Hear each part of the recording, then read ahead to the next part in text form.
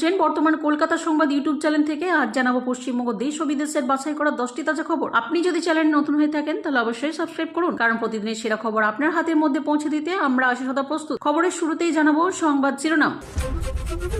লক্ষ্মীর ভান্ডারের টাকা দিয়ে অ্যাকাউন্টে পাবেন 35 লাখ, কিভাবে দেখে নিন সহজ হিসেব। তৃণমূলে দুর্গে বড় ধস, এক গোপন সমীক্ষার বাংলার ম্যাজিক ফিগার ছুঁতে চলেছে বিজেপি। অনৈতিক বাম আমলের চাকরি বাতিল করল হাইকোর্ট, তৎকালীন শিক্ষামন্ত্রীর বিরুদ্ধে তদন্তের ইঙ্গিত। এশার নাম রাজেশ আলী, বাবা ভুবন বেরা এআরও সব দেখে বলেন ঠিকই আছে তো, চেপে ধরেছে কমিশন। বাম শিবিরে বড় ভাঙনের ইঙ্গিত, উড়ের দল ত্যাগের জল্পনার অস্ত্রসূচিতে আলিমুদ্দিন। চীনের রোবটকে দেশি বলে চালানোর চেষ্টা, এআই সম্মেলনে থেকে ঘাড় ধাক্কা খেল ভারতীয় বিশ্ববিদ্যালয়। প্রধানমন্ত্রী হয়ে তারেক রহমান কত টাকা বেতন পাবেন, বাকি সুযোগ সুবিধার লিস্ট থেকে মাথা বনবন করে ঘুরবে। স্তনে হাত পাজামা দড়িদের টান অবশ্যই ধর্ষণের চেষ্টা, এলাহাবাদ হাইকোর্টের রায় খারিজ শীর্ষ আদালতে। যুবসাথী 2026 অনলাইনে আবেদন নাকি অফলাইনে সুবিধা, লাইনে দাঁড়ানোর ঝক্কি এড়াতে জেনে নিন সঠিক উপায়। রাজ্যসভার বাধা আসনে কাকে পাঠাবে বিজেপি, অতীতের ভুলের পুনরাবৃত্তি চান না শ্রমিকরা, আসছি বিস্তারিত খবরে।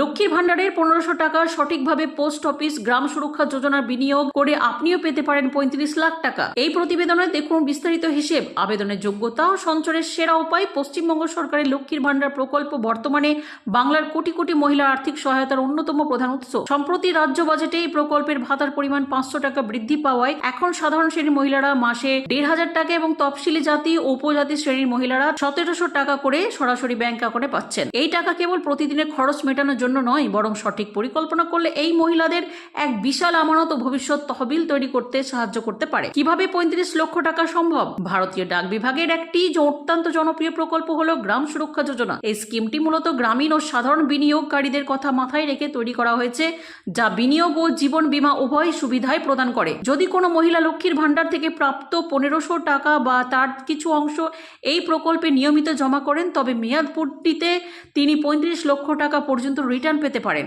হিসেবের খুঁটিনাটি, হিসেব অনুযায়ী যদি 19 বছর বয়সী কোনো ব্যক্তি এই স্কিমে বিনিয়োগ শুরু করেন এবং মাসে 1515 টাকা প্রিমিয়াম হিসেবে জমা দেন, তবে মেয়াদ শেষে তিনি প্রায় 35 লক্ষ টাকা পর্যন্ত আমানত সংগ্রহ করতে পারেন। এক্ষেত্রে বয়স ও মেয়াদের ওপর ভিত্তি করে প্রিমিয়ামের পরিমাণ কিছুটা অপরিবর্তিত হতে পারে। 2026 সালে বিধানসভা নির্বাচনের রণভেরির বাজার আগেই বাংলার রাজনৈতিক অলিন্দে শুরু হয়েছে তীব্র শোরগোল। একটি অত্যন্ত চাঞ্চল্যকর অভ্যন্তরীণ সমীক্ষার রিপোর্ট সামনে আসতেই ঘুম উবেছে শাসক শিবিরের। পদ্ম শিবিরে ঘনিষ্ঠ সূত্রে দাবি করা হচ্ছে, এবার আর কেবল বিরোধী আসন নয়, সরাসরি নবান্ন দখলের দোরগোড়ায় পৌঁছে গিয়েছে ভারতীয় জনতা পার্টি। সমীক্ষার সেই বিস্ফোরক পরিসংখ্যান। বিজেপির এই অভ্যন্তরীণ সমীক্ষায় দাবি করা হয়েছে, আসন্ন নির্বাচনে গেরুয়া শিবির 135 থেকে 150টি আসন পকেটে পড়তে পারে। 294 আসনে পশ্চিমবঙ্গ বিধানসভায় সরকার গড়ার জন্য প্রয়োজন 148টি আসন। অর্থাৎ সমীক্ষার রিপোর্ট যদি সঠিক হয়, তবে বিজেপি এবার ম্যাজিক ফিগারে স্পর্শ করতে চলেছে। উত্তরবঙ্গ থেকে দক্ষিণবঙ্গ গত 5 থেকে 6 মাস ধরে বুথ স্তরে সংগৃহীত তথ্যের ভিত্তিতেই এই আশাবাদী চিত্র ফুটে উঠেছে বলে দাবি করা হচ্ছে। কেন এবার চাপে তৃণমূল? রাজনৈতিক বিশ্লেষকদের মতে এবার সমীকরণ 2021 সালের তুলনায় অনেকটাই আলাদা। বিশেষ করে তৃণমূলের অন্দরের কোন্দল ও সংখ্যালঘু ভোট ব্যাংকে ফাটল ধরার সম্ভাবনা ঘুম কেড়েছে জোড়া ফুলের। সংখ্যালঘু ভোটের সমীকরণ, বিধায়ক হুমায়ুন কবির যেভাবে বিজেপির সঙ্গে জোটের ইঙ্গিত দিয়েছেন এবং নৌশাদ সিদ্দিকীর প্রভাব যেভাবে বাড়ছে, তাতে শাসক দলের নিশ্চিত ভোট ব্যাংকে ভাঙন ধরার প্রবল সম্ভাবনা তৈরি হয়েছে। ভোট কুশলীদের পর্যবেক্ষণ, বিরোধী ভোট যদি ভাগ না হয়, তবে সংখ্যালঘু ভোটও যদি তৃণমূল, আইএসএফ ও অন্যদের মধ্যে বিভক্তি হয়ে যায়, তবে তার সরাসরি ডিভিডেন্ড পাবে বিজেপি।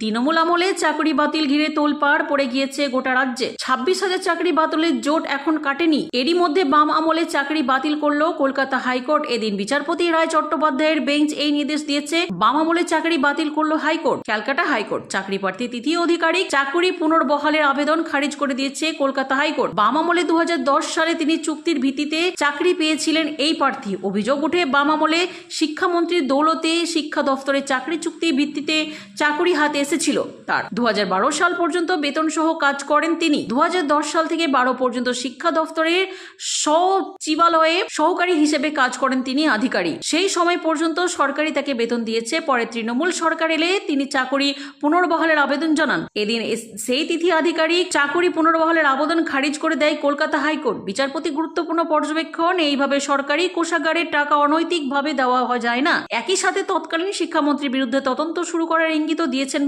বিচারপতি আরো বলেন, সত্যটা সামনে আনার জন্য রাজ্য চাইলে এমন অনৈতিক কাজে তদন্ত শুরু করতে পারে। তৎকালীন শিক্ষামন্ত্রীর ভূমিকায় জোর প্রশ্ন তুলেছে হাইকোর্ট।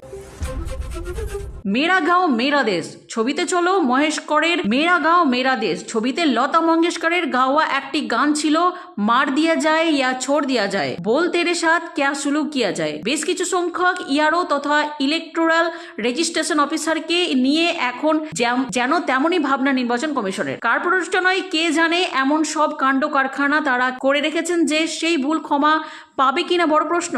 যেমন পাঁশকুড়া পশ্চিম বিধানসভা কেন্দ্রের একটা নমুনা দেখা যাক। ভোটারের নাম রাজেশ আলী, বাবার নাম ভুবনচন্দ্র বেরা, মায়ের নাম পুষ্পা রানী বেরা, স্ত্রীর নাম সুচিত্রা রানী বেরা, বাড়ি নন্দপুরে। কিন্তু রাজেশের বাবা যে ভুবন বা মা পুষ্পা বা স্ত্রী সুমিত্রা, সেসব ব্যাপারে আর কোনো ডকুমেন্ট নেই, অর্থাৎ প্রমাণ হিসেবে কোনো নথি আপলোড হয়নি।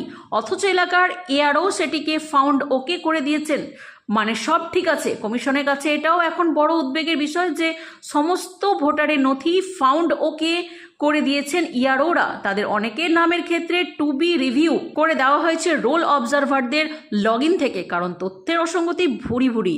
সূত্রের দাবি অধিকাংশ ক্ষেত্রে নামগুলি সংখ্যালঘু অধ্যুষিত এলাকার। ফলত এই সব নামগুলির ক্ষেত্রে ফাউন্ড ওকে করার পরও ফাইনাল ডিসপোজাল করা যাচ্ছে না, অর্থাৎ চূড়ান্ত ছাড়পত্র দেওয়া যাচ্ছে না। এখানে প্রশ্ন হয়, SIR এর গোটা প্রক্রিয়া শেষ হতে আর মাত্র কদিন বাকি, তাহলে এই ভোটারদের ভবিষ্যৎ কি হবে? তাদের নাম কি আদৌ ডিসপোজাল করা যাবে? আরও এরকম ভুল থাকলে কি করেই বা চূড়ান্ত ছাড়পত্র দেবে কমিশন? মঙ্গলবার রাত পর্যন্ত দক্ষিণবঙ্গের একটা জেলায় এমন ভোটারের সংখ্যা ছিল 1,500, তবে বুধবার সকালেই সেই সংখ্যা পৌঁছয় প্রায় 8,000-এ। রাজ্যের মুখ্য নির্বাচন আধিকারিক দফতর অবশ্য মানতে নারাজ যে এই ঘটনা শুধুমাত্র সংখ্যালঘু এলাকায় হচ্ছে বা সংখ্যালঘুদের নামের ক্ষেত্রেই বারবার টু বি রিভিউ করা হচ্ছে। বিধানসভা নির্বাচনের আগে সিপিএম এর অন্দরে বড়সড় ফাটল ধরালো ইঙ্গিত মিলেছে। দলের তরুণ তুর্কি নেতা প্রতীক উর রহমানের পদত্যাগের জল্পনা রীতিমতো টালমাটাল আলিমুদ্দিন সূত্রের খবর। প্রতীক উর ইতিমধ্যে শাসক দলের এক সাংসদের সাথে একাধিক বৈঠক সেরেছেন এবং চলতি সপ্তাহে তৃণমূলে যোগ দিতে পারেন। শীর্ষ নেতৃত্ব এই বিষয়ে নীরব থাকলেও রাজ্য কমিটির বৈঠকে তাকে আমন্ত্রণ না জানানোর গুঞ্জন আরো তীব্র হয়েছে। প্রতীক উরের এই সম্ভাব্য পদক্ষেপ নজর কেড়েছে সৃজন ভট্টাচার্য ও দীপশিতা ধরের মতো অন্য তরুণ নেতাদেরও। ওয়াকিবহাল মহলের মতে প্রতীকের সিদ্ধান্ত দেখে তারা পরবর্তী রাজনৈতিক পদক্ষেপ নিতে পারেন। তরুণ ব্রিগেডের এই প্রতীকী বিদ্রোহ অভিজ্ঞ বাম নেতাদের কপালে চিন্তার ভাঁজ ফেলেছে। যদি এই তরুণ নেতারা দলবদল করেন তবে ভোটের আগে তা বাম শিবিরে আত্মবিশ্বাসে বড় ধাক্কা দেবে। অন্যদিকে শাসক দলেতে কতটা রাজনৈতিকভাবে লাভবান হবে তা নিয়ে চলেছে জোর চর্চা। বর্তমানে গোটা পরিস্থিতি কোনো দিকে মোড় নেই, সেদিকে তাকে রাজনৈতিক মহল। দিল্লি প্রগতি ময়দানে আয়োজিত ইন্ডিয়া এআই ইম্প্যাক্ট সমিতি 2026-এ এক নজিরবিহীন ও লজ্জাজনক ঘটনার সাক্ষী থাকলো গোটা বিশ্ব। চীনের তৈরি একটি রোবট কুকুরকে নিজেদেরই উদ্ভাবন বলে দাবি করায় নয়ডার খ্যাতনামা গালগোটিয়াস বিশ্ববিদ্যালয়কে মাঝপথে সম্মেলন থেকে বহিষ্কার করা হলো। শুধু তাই নয়, কেন্দ্রীয় সরকারের পক্ষ থেকে কড়া পদক্ষেপ নিয়ে তাৎক্ষণিকভাবে তাদের স্টল খালি করার নির্দেশ দেওয়া হয়েছে। কিভাবে ফাঁস হলো জালিয়াতি? সম্মেলনে গালগোটিয়াস বিশ্ববিদ্যালয়ের পক্ষ থেকে একটি রোবট কুকুর প্রদর্শন করা হয়েছিল, যার নাম তারা দিয়েছিল ওরিয়ন। ভাইরাল হওয়া একটি ভিডিওতে দেখা যায় বিশ্ববিদ্যালয়ের প্রতিনিধি তথা বিভাগীয় প্রধান নেহা সিং বুক ফুলিয়ে দাবি করেছেন যে এই রোবটটি বিশ্ববিদ্যালয়ের নিজস্ব সেন্টার অফ এক্সেলেন্স তৈরি করা হয়েছে। এমনকি 350 কোটি টাকার এআই বিনিময়ের মাধ্যমে এটি বানানো হয়েছে বলে দাবি করেন তিনি। কিন্তু ভিডিওটি সোশ্যাল মিডিয়া আসতে প্রযুক্তি বিশেষজ্ঞরা দ্রুত ধরিয়ে দেন যে এটি আসলে চীনের বিখ্যাত রোবোটিক সংস্থা ইউনিট্রি এর তৈরি। ইউনিট্রি গো টু মডেলের একটি রোবট যা বাজারে সহজেই কেনা যায়। জালিয়াতি ধরা পড়েই সমালোচনা ঝড় ওঠে। অভিযোগ ওঠে যে চীনা ব্র্যান্ডিং ঢেকে সেটিকে দেশীয় আবিষ্কার হিসেবে চালিয়ে দিয়ে মেক ইন ইন্ডিয়া উদ্যোগের অবমাননা করা হয়েছে। কেন্দ্রের করা ব্যবস্থা ও ক্ষমা বিষয়টি জানাজানি হতেই আইটি মন্ত্রকের সচিব এস কৃষ্ণন স্পষ্ট জানিয়ে দেন যে কোনো জালিয়াতি সহ্য করা যাবে না। এরপরেই গালগোটিয়াস বিশ্ববিদ্যালয়কে সম্মেলন ছাড়তে বলা হয় এবং তাদের স্টলের বিদ্যুৎ সংযোজন বিচ্ছিন্ন করে দেওয়া হয়। চরম বিতর্কের মুখে পড়ে বিশ্ববিদ্যালয় কর্তৃপক্ষ সাফাই দিয়েছে যেটি কেবল পড়ুয়াদের শেখার জন্য কেনা হয়েছিল এবং ভুল বোঝাবুঝির কারণে এমনটা ঘটেছে। তবে ভারতের মাটিতে আয়োজিত এত বড় একটি আন্তর্জাতিক মঞ্চে এই ধরনের চুরির ঘটনা ভারতের শিক্ষা ও গবেষণা জগতের ভাবমূর্তিকে কালিমালিপ্ত করেছে বলে মনে করেছেন বিশেষজ্ঞরা। দীর্ঘ 18 মাসের টালমাটাল অবস্থা, অবশেষে ফের গণতন্ত্রে ফিরল বাংলাদেশ।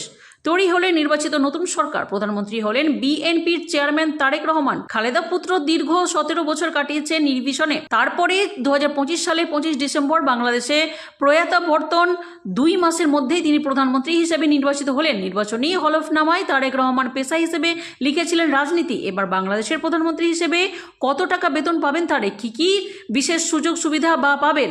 প্রথমবার প্রধানমন্ত্রী হয়ে বড় সিদ্ধান্ত নিয়েছেন তারেক রহমান। জানিয়েছেন মন্ত্রী হিসেবে সকলে যে সরকারি ও জমি ও ট্যাক্স ফ্রি গাড়িতে যাতায়াতের সুবিধা পান তা তিনি নেবেন না এবং বিএনপির বাকি মন্ত্রীরাও এই সুযোগ সুবিধা নেবেন না। তবে বেতন না নেওয়ার কথা বলেননি। বাংলাদেশের প্রধানমন্ত্রী বেতন ও অন্যান্য সুবিধার কথা উল্লেখ করা হয়েছে দ্য প্রাইম মিনিস্টার অ্যাক্টে। সেখানে উল্লেখ হয়েছে বাংলাদেশের প্রধানমন্ত্রী মাসে 1,15,000 টাকা বেতন পাবেন। বর্তমান কলকাতা সংবাদ এখানেই শেষ হলো। দেখার জন্য অসংখ্য ধন্যবাদ।